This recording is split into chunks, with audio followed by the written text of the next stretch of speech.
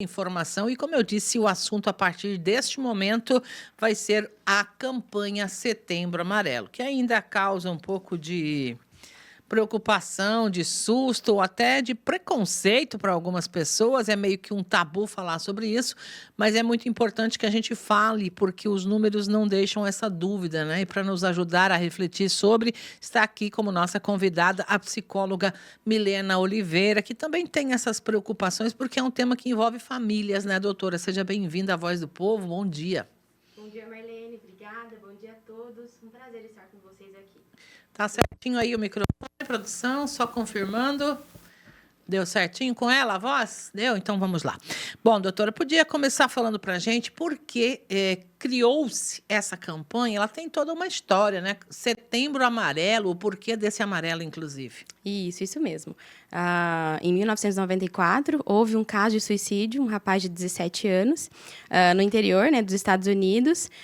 Ele tinha um Mustang amarelo e ele era bem conhecido na cidade por conta desse carro.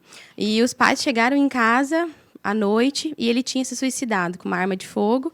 E foi um choque, né, para toda a população na época. E no dia do velório, os pais, chocados, né, com a situação, eles imprimiram bilhetes, né, escrito: não faça isso, por favor, converse com alguém. E no dia do velório e dias após, né, as pessoas prestavam homenagem ao Mike, levando fitas amarelas e bilhetes com essa mensagem. Enfim, que em 2015 houve o primeiro ano, né, onde o Setembro Amarelo foi implantado. Então, nós consideramos o dia 10 de setembro o Dia Mundial da Prevenção ao Suicídio. E qual que é a intenção nossa? É como a família do Mike fez, né, na época.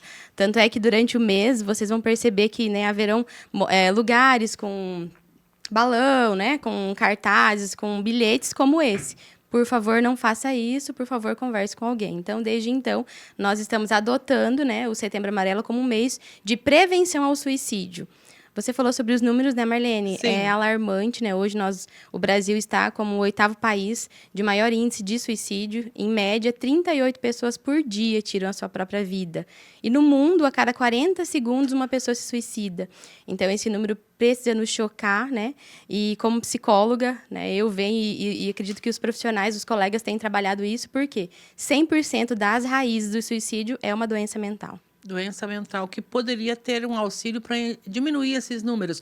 Uma outra situação que chama atenção, sábado a gente teve a oportunidade de conversar com a doutora Milena também, no programa Servidor em Foco, e ela nos alertava de que é um grande número entre adolescentes, crianças praticamente. A partir de que idade que tem o maior volume, doutora? Isso. Hoje, de 10 a 19 anos é onde tem o maior índice, né? Mas 10 também... a 19. Tem criança Isso. E adolescente, pré-adolescente e adolescente. Isso mesmo, né? Onde quando a gente olha para a adolescência em si, nós sabemos que existe, né, um período ali de transição hormonal e que alguns comportamentos, né, estão dentro da normalidade e outros não.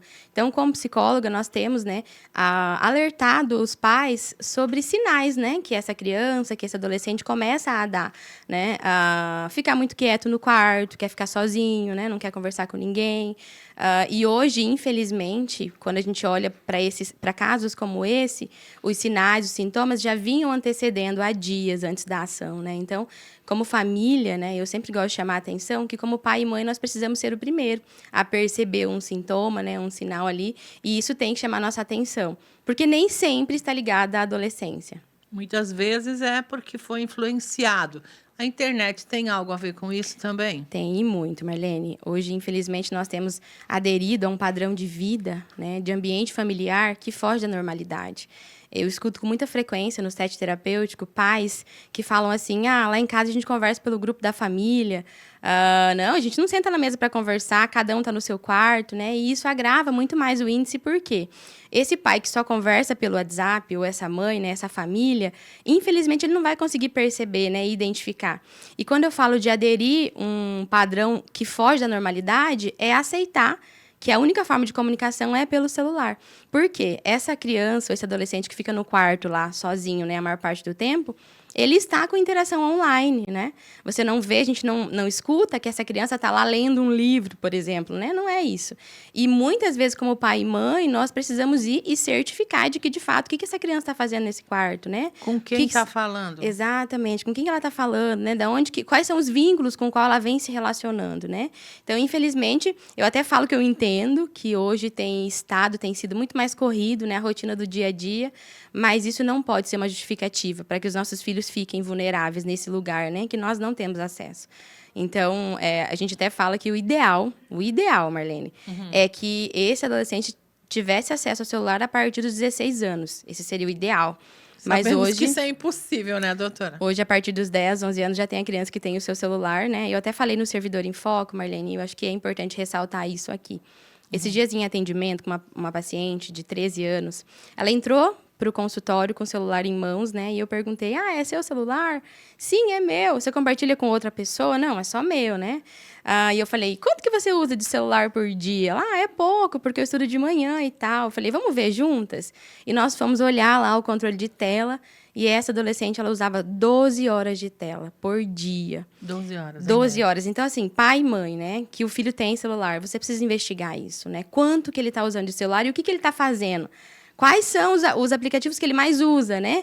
Porque a gente fica com aquela ideia de que, não está fazendo nada demais, eu até limito. Mas, antigamente, os nossos pais concorriam com o quê? Com uma corda, com elástico, né?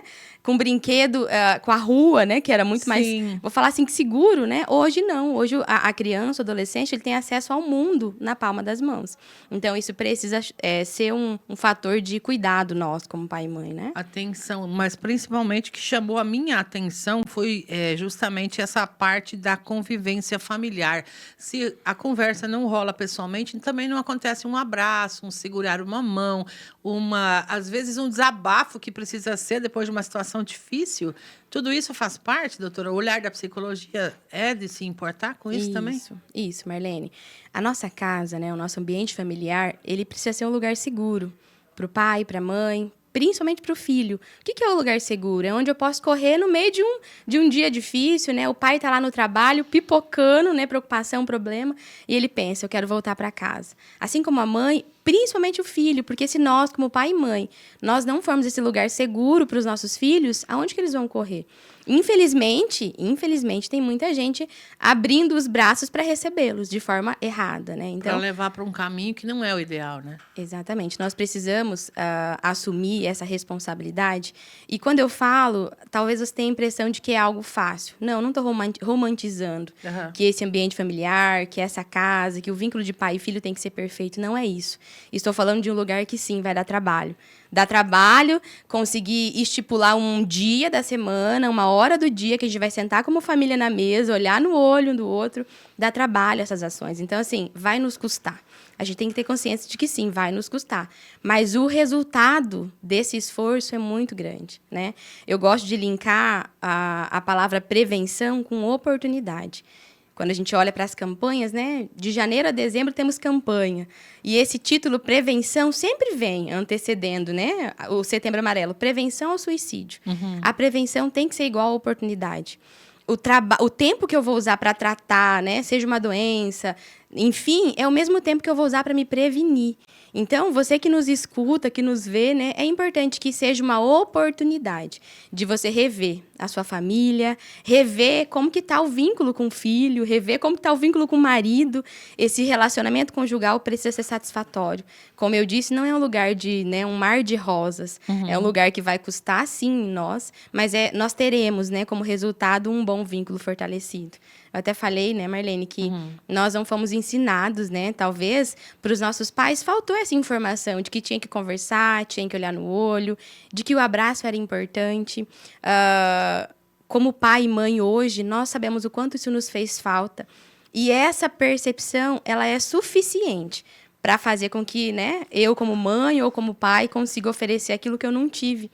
E hoje nós temos acesso a informações. Nós não podemos falar, eu não sabia, né? A gente sabe. E, assim, um conselho muito importante e especial, com bastante, assim, zelo com você. Se quando você olha para dentro, você fala assim, eu tenho dificuldade de falar, de sentar e conversar um assunto difícil com o meu filho, busque ajuda. essa sensação de que eu tenho que conversar, eu tenho que fazer alguma coisa, ela é importante. Nós estamos nos acostumando a sentir isso e vai ficando normal, sendo que não é normal. Deixa pra lá, né? Não vai atrás de fazer. Não vai atrás. Então, percebeu que o vínculo não está funcional, agora é a hora de fazer, né? Dar um F5 lá, atualizar. Porque você precisa e merece, né? Que o seu âmbito familiar seja um lugar distante para a possibilidade de suicídio. Pois é aí que entra um X da questão. A doutora explicou que a partir dos 10 anos já acontece. Como falar com uma pessoa dessa idade? A partir de que idade? E como conversar sobre esse tema, doutora? Ótima pergunta, Marlene. Existem muitos pais que eu atendo e os outros colegas vão confirmar. Que quando chega na adolescência, esse pai cita, né, essa criança como se... né? Eu não sei, não é meu filho, não é minha filha, né? Eu gosto de afirmar, Marlene, que aquilo que é muito bem construído de 1 ano até os 10 anos vai ser um reflexo que a gente vai ver lá, vai refletir na adolescência, ali a partir dos 10. E eu sei que talvez você está com um filho na adolescência e fala assim, não, Milena, foi muito bem construído, né? Não tem como, gente. Então, aquilo que foi bem elaborado, é ali de pequenininho que você pega no colo, que você ensina, nós precisamos treinar o nosso filho para habilidades que hoje estão tão escassas, resiliência, né? Os nossos filhos hoje, a gente vive uma sociedade que a criança foi brincar de bicicleta, caiu, ela não quer saber da bicicleta. No nosso tempo, caía de bicicleta e fazia o quê? Machuca, para de chorar e vai de novo. Pegava a bicicleta de novo. Exatamente. Exatamente. Então, a gente não está treinando habilidades básicas, respeito. Né? Esses dias em atendimento, uma mãe chegou no consultório e falou assim, Milena, servi a mesa para o almoço, e o filho sentou, abriu as panelas e falou assim, não quero comer isso, essa comida é horrorosa. Levantou e foi pro quarto. E a mãe relatou para mim isso, Milena, eu sei que é adolescência. Não, gente, não é adolescência, é má educação. E ali é só o reflexo que a gente precisa entender que quando a gente justifica esses mau comportamentos como algo da adolescência, a gente não melhora, não muda. E aí essa criança, esse adolescente vai crescer, vai para o mercado de trabalho, então ele não entendeu, não aprendeu. Então somos nós, pai e mães, que treinamos resiliência, educação, né? E todas as outras habilidades que hoje se fazem tão necessárias para os vínculos, né? Belo, vai ser recorrente ao longo desse mês aqui na Voz do Povo, né, na nossa programação, porque a gente entende a importância de conversar sobre isso, principalmente quando o tema ainda é tão tabu como é nessa região, né? Mas, assim, para a doutora Milena que está aqui, eu quero fazer uma pergunta. Se conversar sobre isso com os adultos já é difícil, como conversar com as crianças? Ok, Marlene, veja bem, o conversar, né, a comunicação, ela precisa passar por uma atualização na nossa casa, né? Todo assunto cabe nessa conversa, né, com uma criança. Em primeiro momento, quando eu olho, por exemplo, uma criança ou adolescente, né, você pai, você mãe, né, que percebeu algum comportamento, esse assunto tem que vir. Então, se você percebe que tem dificuldade, Milena, não sei como conversar. Vou abrir um parêntese, todos os assuntos, né, sexualidade, enfim, né, que às vezes o pai fala, né, a mãe, como que eu vou conversar sobre isso? Hoje nós temos, se você percebe que existe uma dificuldade, você pode buscar uma ajuda psicológica, né, a gente tem hoje, os órgãos têm feito, assim, um trabalho excelente de fornecer esse trabalho, né, então, você pode buscar ajuda, seja para um psicólogo, seja, né, na escola, professor, estou percebendo isso aqui, né, vamos buscar, né, porque eu preciso levar esse assunto e conversar, mas sempre falar sobre o Setembro Amarelo, às vezes se eu percebi um comportamento, talvez se essa criança, ela não se sentir segura, né, na sua casa ali para falar, ela vai se fechar. Você percebeu que ela não quis conversar, não abriu, é a hora que você vai ter que tomar uma outra ação. Buscar uma ajuda de um psicólogo, né, de um professor, enfim. Estou falando professor que geralmente são esses profissionais que estão mais próximo, né? Mas esse professor não é que ele vai ajudar, ele vai também ser uma ponte para que essa ajuda chegue, né? Hoje nós temos no PSF também essa possibilidade de você buscar. O que não dá para fazer é perceber a resistência do filho, a gente culpabiliza. Não, eu tentei conversar, meu filho não falou, não quis. Nós somos responsáveis. Eu sou responsável pelo meu filho. Não pode desistir do filho. Não dá para desistir. Hoje nós, né, estamos vendo, por exemplo, nas escolas, né? Que eu até falei, o professor... Um reflexo pesado disso, né? Sim, porque como pai e mãe, infelizmente, nós temos terceirizado muitas coisas para a escola. E o que o professor menos tem feito é dar aula, né? Então a gente escuta, que eu tenho que acolher aluno, eu sou psicólogo, eu sou isso. Eu escuto isso do professor, né? Por que ele tem feito isso? Porque nós, como pai e mãe, não temos feito nosso papel muitas vezes. Então, talvez você escute eu falar, né, pai e mãe, e fala assim, Milena, né, você não entende, né, a minha casa, você não sabe o movimento que acontece aqui. Eu entendo, mas eu preciso te falar que, se não houver uma reestruturação na nossa casa, no ambiente familiar, não sei o que vai ser. Porque a gente tem percebido o limite que tem chego na educação e em todos os outros órgãos. Então, o que é para a escola fazer, o que é para o professor fazer, eles têm feito. Agora, nós precisamos fazer. É ali em casa que eu tenho que conversar, que eu tenho que falar, né? Eu até falei para você, Marlene, eu tenho um filho de 2 anos e esses dias me ligaram do CMES e falaram, Milena, desfraudamos, né, o Nicolas. A professora falou isso. Eu, uau, que legal e tal, né? Mas eu fiquei chocada com isso porque não é o papel do professor. Era meu, deveria ser assim, olha, prof, eu fiz. Então, assim, o professor tem oferecido o que ele pode, mais do que ele pode. Né? A escola percebeu que está um aluno lá, né, com um casaco num dia super quente, não é normal, gente. Mas, às vezes, esse pai e essa mãe que levou esse aluno para a escola. Não percebeu. E não conseguiu perceber. Então, assim, nós precisamos abrir nossos olhos e olhar aonde que está vindo, com quem que está conversando. Deixa eu pegar o seu celular e fazer uma checagem aqui. Né? Uma vez eu falei para uma mãe isso, ela falou, meu Deus, se eu falar isso pro meu filho, não sei o que vai virar. Gente, se você não pode falar, quem que vai falar? E aí, esse adolescente, essa criança cresce, vai para adolescente, juventude, aonde que ele vai? Para o mercado de trabalho. Lá, o gestor não pode nem olhar. Né? Olhou, então, existem 2 extremos. Não se falava nada, né? E hoje vou criar trauma. Não, gente, tem que ter um equilíbrio nisso. Né? A raiz do suicídio ali é uma doença mental. E uma doença mental não vai chegar do nada. A gente não... comecei a sentir isso do nada, né, no estalo. Não vai vir do nada. Antes de ter uma doença, um diagnóstico, vai ter sintomas, vai ter sinais, né? Então, começou a perceber que essa criança, que esse marido, né? Porque hoje 70% da maior parte é o homem. Começou a perceber, né? Ou você, homem que está escutando, percebeu uma sensação aí difícil, não é normal, busque ajuda. E né? tudo pode ser resolvido, né, doutora? Só a morte mesmo que não, na humanidade, né? Eu já ouvi isso também. Bullying tem a ver com isso também, já que é de escola que a gente está falando? Sim, tem a ver, né? Então, toda a dor ali, né? As emoções, no geral, medo, raiva, tristeza, né? São emoções mais difíceis de sentir. E nós, muitas vezes, não ensinamos nosso filho a sentir isso, que é normal sentir medo. A gente quer sempre proteger. Pai e mãe quer proteger pelo amor que sente. Só que, às vezes, né? Essa emoção que a gente sente, ela vem para cumprir um papel. Ela tem uma função. E se eu, como filho, tenho medo, e eu chego para minha mãe e falo assim, mãe, hoje eu tô com medo disso aqui. Ou, mãe, hoje eu tô triste porque fulano falou isso para mim na escola e tal, né? Se a sua casa é um lugar que seu filho consegue chegar e falar, a gente vai tratar aquela dor. Agora, qual que é o problema? Ele sofre um bullying na escola, ele chega em casa, ele fica quieto, ele engole aquilo para ele. Então, aquela tristeza vai ficar ruminando, e ele não tem, a criança não tem a habilidade natural de gerenciar aquilo. Nós, adultos, temos dificuldade. A vergonha, às vezes, impede até uma vítima de algo mais grave de falar sobre, né? Porque ela se sente culpada daquilo, fica procurando a culpa em si, né? Isso mesmo. Então, a gente tem que treinar essa habilidade, gente. Então, a nossa casa, a mesa, tem que ser um lugar que eu vou falar de tudo.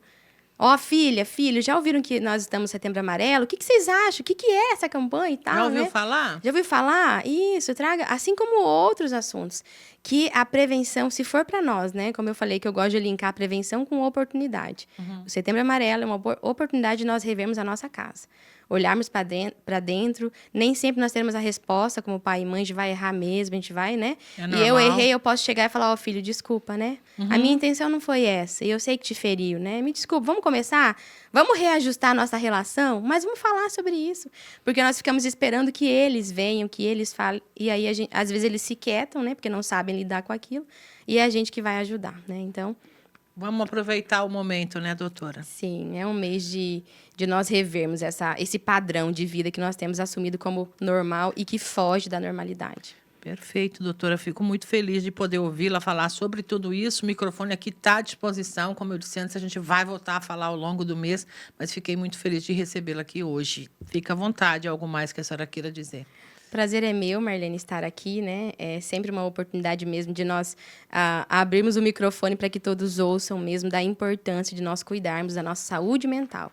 A nossa saúde mental ou o nosso adoecimento mental sempre vai ser um resultado não durmo bem e acordo, né, em uma depressão, né, enfim, com outros transtornos que existem. E quanto mais cedo eu me atentar a esse sinal, melhor vai ser o resultado, né? Como você disse, tem jeito para tudo. E, infelizmente, vivenciar a dor de ter um familiar, né, que se suicidou é muito dolorosa e nós não precisamos passar por isso. Sigo à disposição.